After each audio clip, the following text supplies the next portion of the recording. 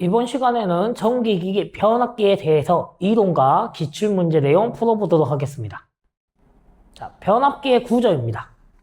변압기를 보시면은 한 개 이상의 공통 자기 회로와 두 개 이상의 전기 회로로 구성되어 있다고 되어 있습니다. 한마디로 이 철심이 공통적인 자기 회로입니다. 이 철심이 자기 회로가 되는 거고요. 그 다음에 이 1차 권선과 2차 권선이 바로 전기 회로입니다. 이렇게 1차 권선과 2차 권선이 바로 전기 회로입니다. 얘가 바로 이제 전기 회로. 얘가 바로 전기 회로. 얘도 전기 회로입니다. 그래서 이렇게 전기 회로가 1번과 2번이 있어서 이제 바로 변압기의 구조가 되는데, 얘가 어떻게 구조가 되냐 먼저 보시면은, 먼저 1차 권선을 감아서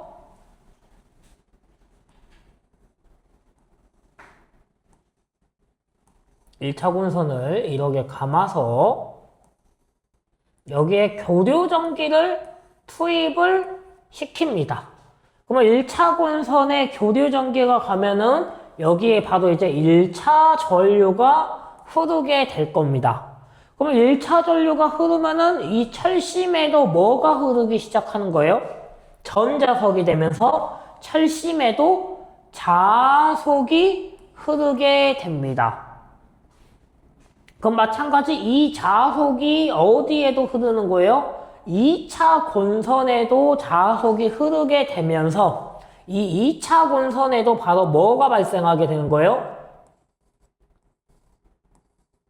전기가 나오게 된다. 그래서 이 2차 전기도 2차 권선에도 이제 여기에 부하 쪽에 전기가 나오게 된다. 그래서 이게 바로 변압기의 원리다라는 겁니다. 그래서 변압기의 원리는 전기와 자석에 의해서 뭐가 유도되는 거예요? 2차 측에 유도가 되더라라는 거. 그래서 변압기의 원리는 전자 유도 작용이야 라는 겁니다. 그래서 1차 측에 전기를 보내주면은 자석이 생기면서 자석이 2차 측에도 흐르게 되면서 여기에 2차 측에 전기가 유도가 된다. 그게 바로 변압기의 원리다. 그리고 바로 그 원리를 우리는 전자 유도 작용이야 라고 한다라는 거 기억을 해주시고요. 다음으로 넘어가겠습니다. 자, 다음은 변압기의 재료입니다. 바로 그 변압기의 재료는 변압기 아까 철심 있었죠? 철심은 두께가 0.35에서 0.5mm의 규소간판을 성층하여 사용이 된다라는 겁니다. 아까 우리가 자석을 만든 철심이 있어야 되는데 바로 그 전자석이 되기 위한 철심은 두께가 0.35, 0.5의 규소간판을 성층하여 사용한다. 그래서 이 규소간판을 사용하는 이유는 규소하면은 함유율이 4에서 4.5%가 되는 거고 히스테리시스 손을 감소하기 위해서, 그리고 성층하는 이유는 와류손을 감소하기 위해서. 한마디로 이 변압기를 규소간판을 성층하여 사용하는 이유는 뭐 때문이에요? 철선을 감소하기 위해서다라는 거죠. 왜? 규소간판은 와류선이 히스테리시선이 감소되고 성층 철심은 와류선이 감소되는데 이 철선 자체가 뭐예요? 히스테리와 와류선이기 때문에 그렇다. 히스테리시선과 와류선이 철선이기 때문에 이 철선을 감소하기 위해서 규소간판을 성층해서 사용한다 라는 것까지 알아주시고 다음으로 넘어가겠습니다. 자, 다음은 변압기유, 절연유의 구비 조건입니다. 변압기유, 절연유의 구비 조건을 보시면은 이 변압기유, 절연유 같은 건데 변압기에 기름이 들어갑니다. 바로 그 변압기의 기름을 절연유라고도 하는데 전기가 통하지 않는 기름이야, 절연이 되는 기름이야 라는 바로 절연유입니다. 그럼 바로 이 변압기유, 변압기 기름, 절연유, 절연이 되는 기름의 조건이 있어야 되는데 첫 번째로는 절연 내력이 커야 된다. 한마디로 뭐예요? 전기가 안 통해야 돼 라는 겁니다. 기름이 전기가 통하면 안 돼. 이게 첫 번째고요. 두 번째로는 비열이 커야 된다. 비열이 클 것은 한마디로 기름이 어떤 온도가 쉽게 끓어서는 안 된다. 온도가 올라갔을 때 기름이 온도가 올라가면 안 돼. 이 비열이 커야지 기름의 온도가 적게 올라갑니다. 그래서 비열이 커야 된다. 그럼 이 비열이 클수록 바로 뭐가 좋냐면은 냉각 효과가 커집니다. 비열이 커야지만 뭐가 커져요? 기름의 냉각 효과, 기름이 차가워지는 냉각 효과가 클 것이고요. 그 다음에 네 번째로는 인하점이 높을 것. 기름의 온도가 불이 붙으면 안 되겠죠. 기름이 되니까. 근데 이 기름이 불이 붙으면 안 되니까 인하점, 불 붙는 점이 높을 것. 그 다음에 기름은 액체 상태여야 하기 때문에 응고점이 낮을 것. 얼면은 안 된다. 고체가 되면 안 된다는 겁니다. 액체 상태여야 되니까 고체가 안 되게 응고점, 어는 점이 낮을 것라는 거고요. 그 다음에 여섯 번째는 고온에서 산화되지 않아야 되고, 일곱 번째는 어떤 다른 절연 재료와 화학작용을 일으켜서는 안 되고, 그 다음에 액체이기 때문에 끈적끈적한 점도가 낮아야 되고, 점도가 끈적끈적한 성이 낮으면은 그만큼 잘 흘러야 되니까 유도성은 커야 돼 라는 거. 요렇게 변압기의 절연유, 변압기의 구비조건, 절연유의 구비조건 9가지를 조금 기억을 해 주시고요. 다음으로 넘어가도록 하겠습니다. 자, 다음은 변압기의 열화방지 대책입니다. 변압기유, 변압기 기름의 열화방지 대책.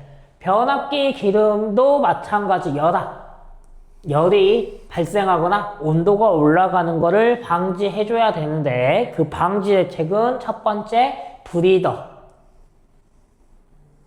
두 번째 콘서베이터, 세 번째 질소가스 봉입입니다.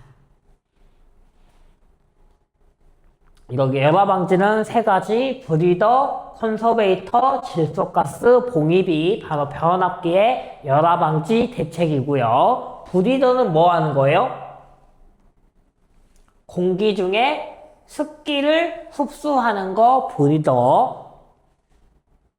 그 다음에 공기가 변압기 외압으로 들어갈 수 없으므로 기름의 열화를 방지하는 거 콘서베이터. 공기가 변압기 외압으로 들어가지 못하게 막아주는 게 콘서베이터. 근데 이 질소가스 봉입은 콘서베이터에 질소가스를 넣기 때문에 공기가 이 콘서베이터 안에서 질소가스로 어떻게 되는 거예요? 공기가 못 들어가게 막아준다. 그래서 이 콘서베이터 안에는 질소가스를 집어 넣어야 된다라는 것까지 기억을 해주시면 됩니다. 그래서 이렇게 변압기의 열화 방지 대책은 세 가지, 브리더, 콘서베이터, 질소가스 봉입까지라고 생각을 해주시고 다음으로 넘어가겠습니다.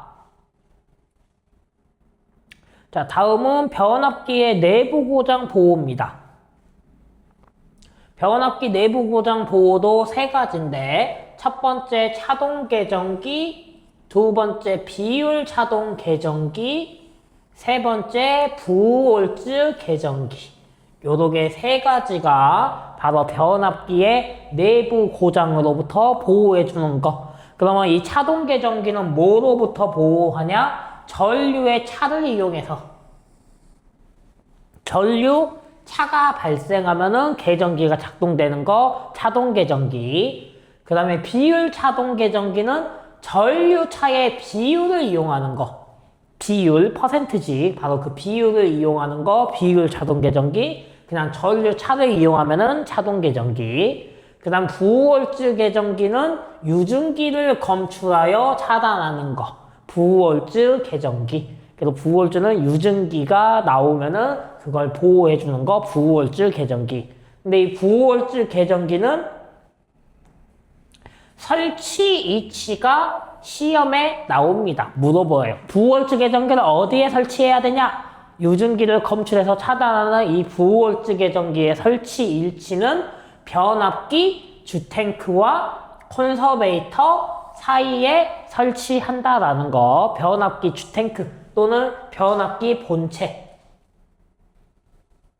변압기, 주탱크는 변압기 본체.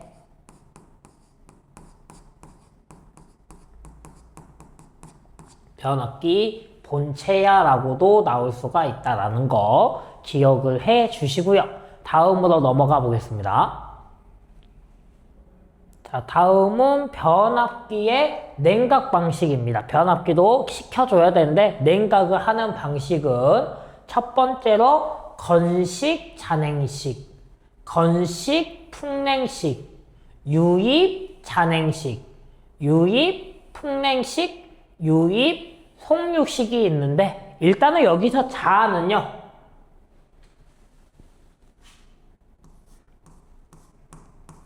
잔행식은 자연적으로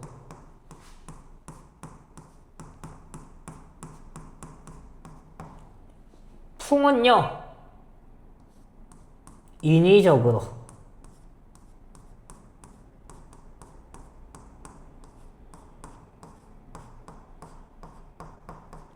이렇게만 기억을 해줘도 조금 쉽게 찾을 수 있습니다. 자, 건식 잔행식은 말 그대로 공기에 의해서 냉각, 자연 공기, 자연적으로 공기가 변압기에 조금씩 들어가다 보면은 뭐 어떻게 돼요? 우리가 바람을 공기도 차갑잖아요. 그래서 그 공기에 의해서 조금씩 자연적으로 놔두면 어떻게 될 거예요? 알아서 좀 식을 거야. 그게 바로 건식 잔행식. 건식 풍냉식은 뭐예요? 인위적으로, 한마디로 송풍기 등으로, 송풍기로 강제로 뭐 하는 거예요? 냉각하는 거. 한마디로 건식은 바람이에요. 공기예요. 공기. 바람인데 바람을 이용하는 건데 자연적인 바람으로 냉각되냐? 안 그러면 송풍기 같은 거로 인위적으로 우리가 빨리 냉각시키냐? 그게 바로 건식 잔행식, 건식 풍냉식이었고요. 얘는 바람이죠, 한마디로. 바람을 이용해서 자연적으로 자연바람으로 냉각시킬래? 인위적인 바람으로 냉각시킬래? 요거고요. 그 다음에 유입 잔행식과 유입 풍냉식은 기름을 이용해서. 얘는 바로 유입, 기름을 이용하는 겁니다. 기름. 그럼 마찬가지 기름을 잔행식, 기름의 대류작용으로, 자연적으로 기름의 대류작용으로 냉각될 거야. 유입 잔행식. 변압기에 방열기를 설치해서 냉각시킬 거야. 바로 기름의 방열기, 열을 방출되는 기계를 설치해서 냉각시킬 거야. 유입 풍냉식. 인위적인, 한마디로 풍냉식은 뭐예요? 인위적으로 뭔가를 설치하는 거예요. 그게 바로 풍냉식. 그 다음에 유입 송육식은 펌프를 이용하여 외부에서 냉각시키고 다시 펌프를 이용해서 내부로 공급해주는 방식, 유입 송풍식입니다. 그래서 한마디로 기름 펌프 이용해서 기름 빼서 밖에서 냉각시키고 다시 안에다가 집어 넣어주는 방식, 유입 송풍식까지 했고요. 다음으로 넘어가겠습니다. 자, 변압기의 유기기전력을 보시면은 얘도 동기기에서 유도기전력처럼 E는 44로 시작되는 건 똑같아요. 근데 좀 다른 점은 이 변압기에는 곤성 개수비가 없습니다. 그래서 F, N, 파이야. 요렇게만 나와주면 됩니다. 4.44 FM 파이야. 여기서 N은 곤선비. 곤선을 의미하고요. 여기서 파이는 자속, F는 주파수야. 요렇게 의미할 수 있습니다. 그래서 우리는 이 자속 밀도에 의해서 B는 A분의 파이야에 의해서 파이는 뭐로 쓸 수 있어요? BA야로 바뀔 수 있다. 여기서 파이는 BA야. 자석 밀도에 의해서 파이는 BA야 해서 M파이는 MBA야로도 바뀔 수 있다라는 것까지 기억하고 다음으로 넘어가겠습니다.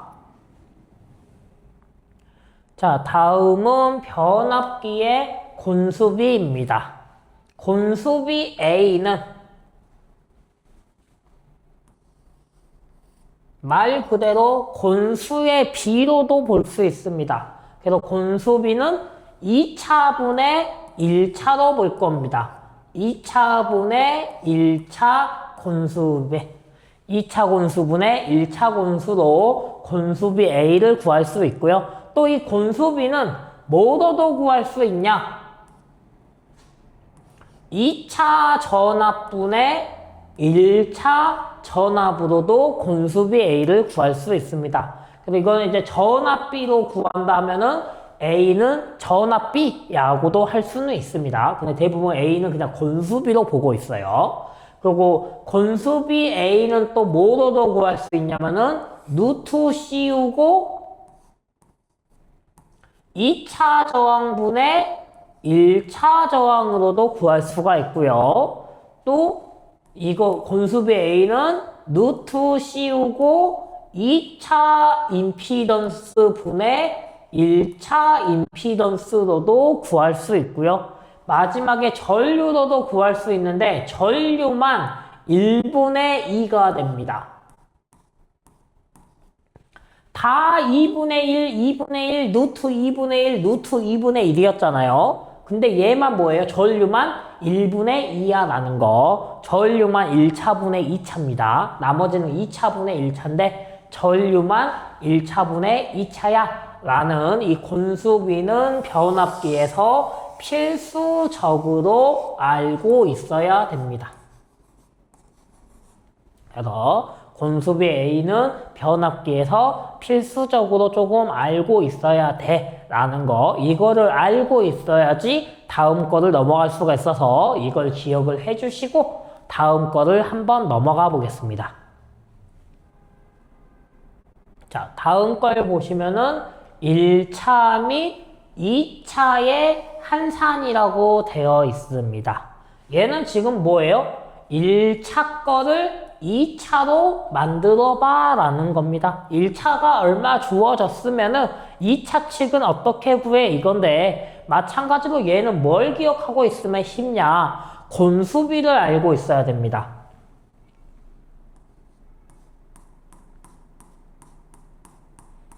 곤수비 A를 알고 있으면 아까 A는 얼마나 했어요? 2차분의 1차.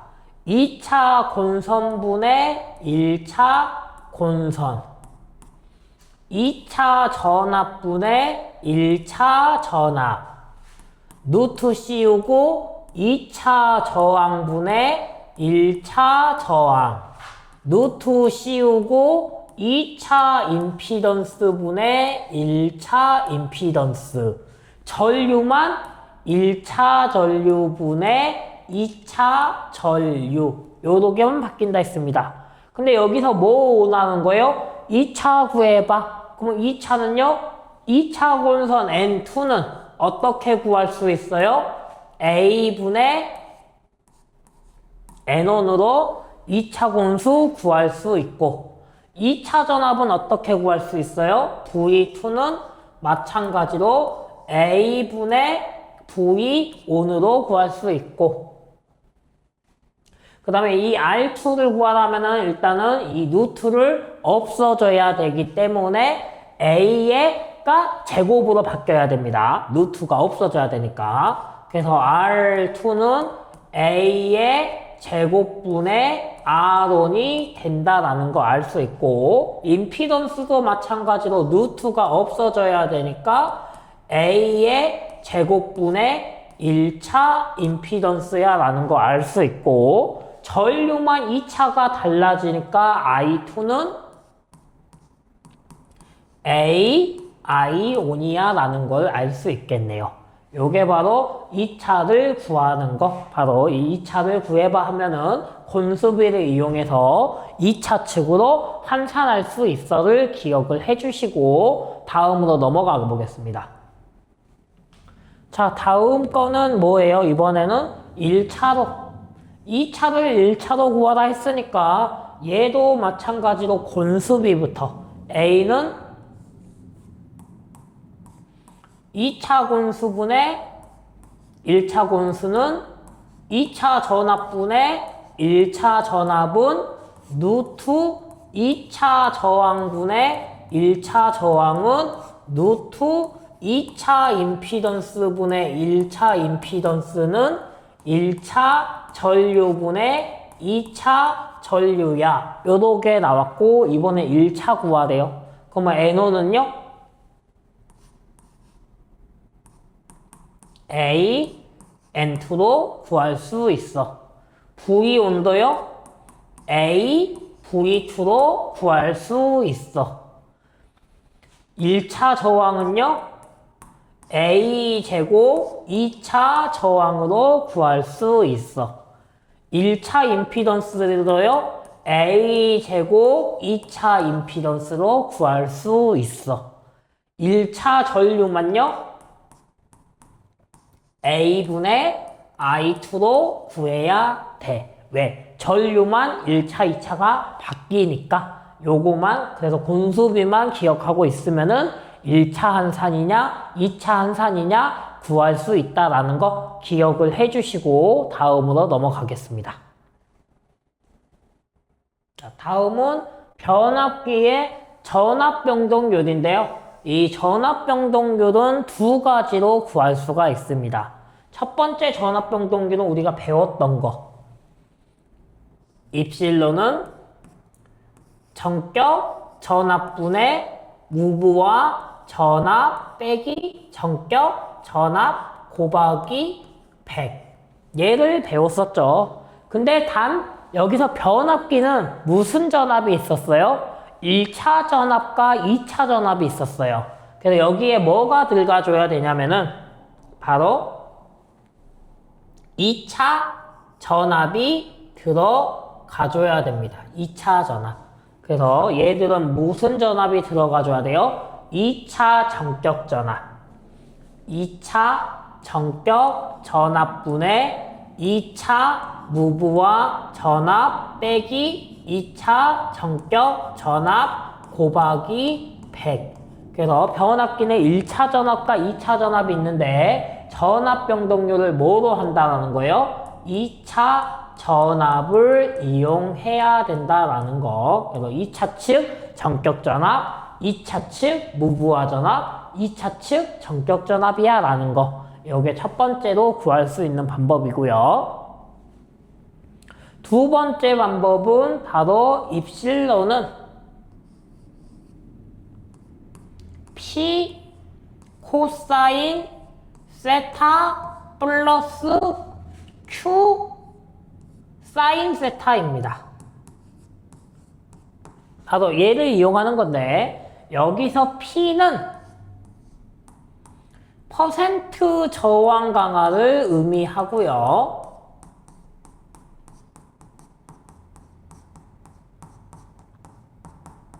Q는 퍼센트 리액턴스 강화를 의미합니다.